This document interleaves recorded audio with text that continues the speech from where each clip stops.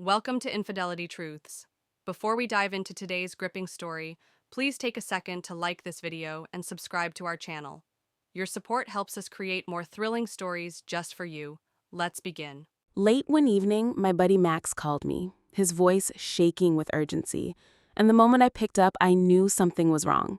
He practically begged me to meet him, so I stepped outside right away, quickly calling out to my wife. Let's call her Rachel, telling her I'd be back in a few minutes, then hurried downstairs. Max was already there, pacing anxiously with cigarette in hand. And as soon as I reached him, he admitted he had just caught his wife cheating and had no idea how to handle it. Dude, I'm probably not the right guy to ask, I told him. I've never been in that position. Maybe just try to forget about her. Find yourself a wife like mine. Surprisingly, that little pep talk seemed to calm him. He stopped fixating on trying to reconcile and instead started thinking about his future. A few days later, a long holiday weekend was coming up. It was around Veterans Day, so most of us had time off, and my friends called me early in the morning, invited me to spend a break in a rented cabin with a steam room. It sounded perfect for a guy's getaway. That evening, I mentioned my plans to Rachel. She seemed fine with it, told me to have a great time, and didn't raise any concerns. The next day, Max swung by to pick me up, and we went out to stock up on supplies. We bought way too much food and booze, figuring we'd be in for a long night.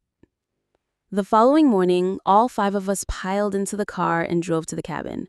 We had all known each other since childhood, so conversation flowed effortlessly. Time passed quickly, and before we knew it, the sun was setting while our blood alcohol levels were steadily rising. Everyone had planned to crash at the cabin for the night. There were enough spare rooms, and no one seemed eager to rush home, which honestly surprised me considering they were all married.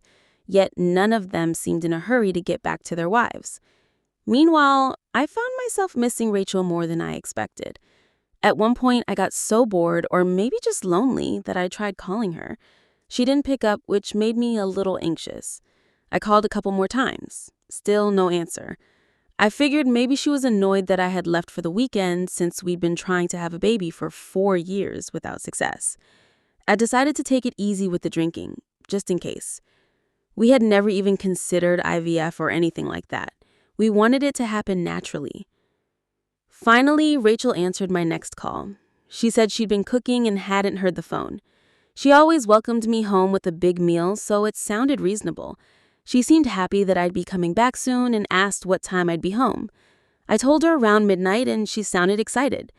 We said our goodbyes, and I felt reassured. After the call, I wandered into the steam room where my buddies were loudly discussing something. I shut the door tightly to keep the heat in, settled onto a bench, and tried to catch up on their conversation.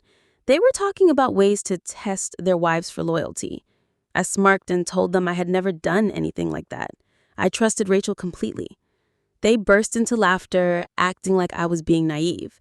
They insisted that women couldn't be given an inch, that you had to keep an eye on them at all times. I just shook my head and told them to keep their paranoid theories to themselves. They kept pushing, saying I should at least check in on Rachel now and then. But I was certain she would never betray me. I had never even thought about snooping through her phone. That conversation killed the mood for me. I decided to head home early. My friends tried to talk me into staying, but I had already told Rachel I'd come back, and I wasn't about to break my word. They grumbled a bit, but eventually gave me a decent send-off. During the cab ride home, I found myself replaying their words, trying to shake off the doubts they had planted. It bothered me how much distress they had in their marriages. Did they really believe all relationships were like that? When I got home, Rachel was thrilled to see me. She ran straight into my arms, all smiles. At that moment, I thought, no way she's cheating. Impossible. That happiness on her face, it was too genuine to be fake. We ended up in the bedroom right away. And after an intense night together, she fell asleep on my shoulder.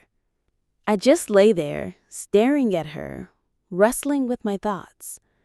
Should I check her phone, or was that ridiculous? After a while, I gave in. Just a quick look. She'd never even know. I carefully took her phone from a nightstand and started scrolling. That's when I noticed an app I didn't recognize. My heart pounded. My palms got sweaty. I opened it and felt sick. It was a dating app, and Rachel had a whole profile under a random username. Not just that, her account was popular. As I scrolled through the messages, my stomach churned. The chats were explicit. There was no mistaking it. She had been cheating multiple times with multiple people. Then I found messages from earlier that very day. I nearly threw up. I stumbled out of the room, barely able to breathe, rage flooding through me as I started grabbing her clothes and throwing them into suitcases. By the time I finished, dawn was breaking. I lined up her bags by the door, then went to wake her up. She stretched and tried to cuddle, but I shoved her away and told her to get out. She played innocent until I shoved the phone in her face. Her expression turned pale. Then she started spewing some nonsense about how it was her friend's account and she had just been letting her friend use her phone. Watching her lie so smoothly made me sick. And think just hours ago I was telling myself how lucky I was. All along she had been deceiving me for years. I yanked her out of bed and pushed her towards the hallway where she saw her bags. She started crying, begging for forgiveness, but I was done.